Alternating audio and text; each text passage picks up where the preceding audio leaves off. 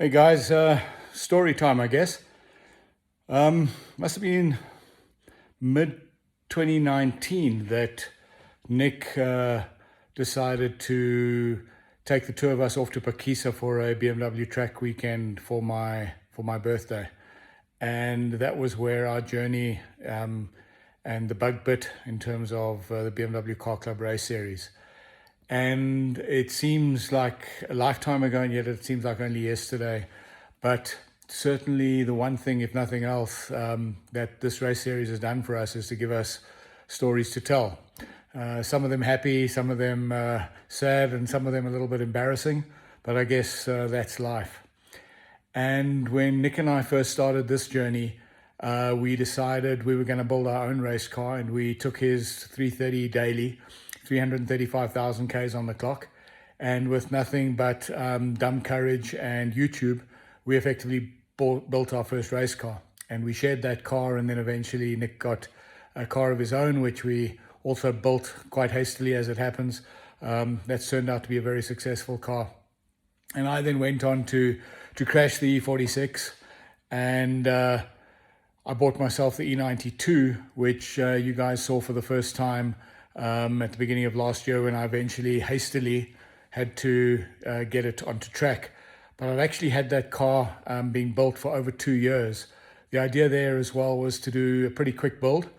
But as a stopgap, I decided, with my wife's blessing for once, to get this little E36 328, which Nick Fisher was selling, and use that for a couple of races while I finished off the E92. And that couple of races turned out to be basically 2 full years of racing.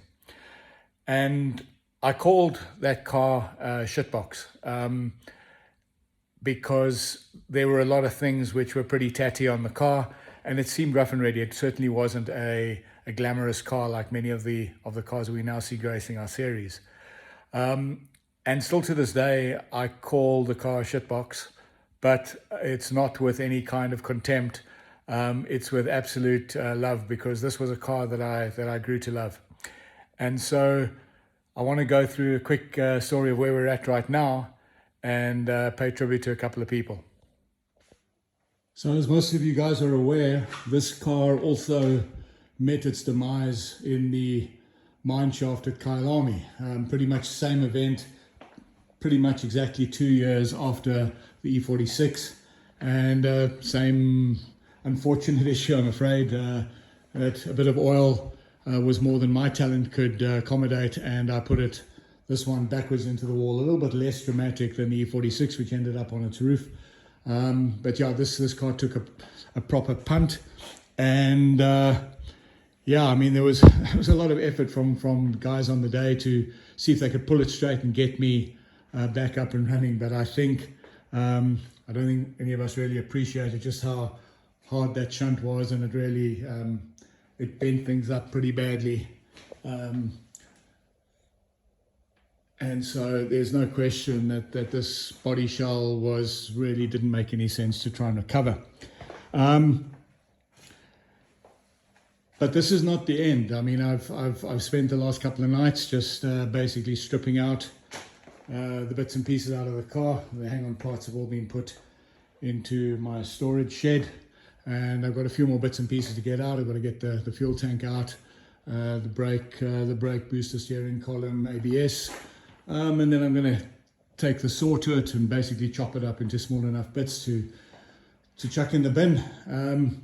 But yeah, this car's got quite an interesting history. So I think the car was originally built by Jan Everstein, and he has some great memories and enjoyed some tremendous success with this car. I think it delivered a championship for him, and it then, and I'm not sure if it changed hands more than once, but it certainly found its way into Nick Fisher's possession, and he managed to secure himself a championship with the car.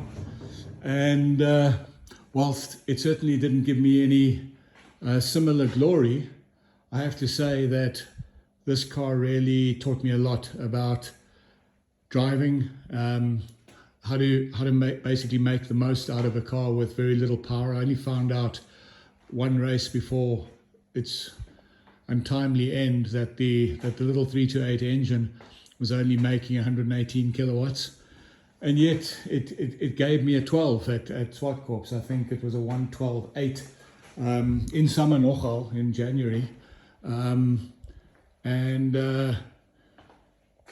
yeah, it's a car that it was raw, and I absolutely loved every minute that I got to race with it and chuck it around and so on. And so, yeah, what about these bits and pieces? Does the story end here? And I think the good news is that absolutely not. And this car's been standing at my offices for the past year and a half, really, just standing there decaying and neglected. And it's now time to basically build its successor. I've had a body shell for quite some time, also sitting around, but my attention to the E92 has meant that that has been neglected, and I've decided it's now time. And there's probably two factors which have influenced that. The first is that for the first time I've actually managed to finish a couple of races with the E92, which is great. And so the car really doesn't need a lot. I'm kind of in that frame of mind right now with, whilst it's working, don't mess with too much. Getting some attention to brakes as we speak.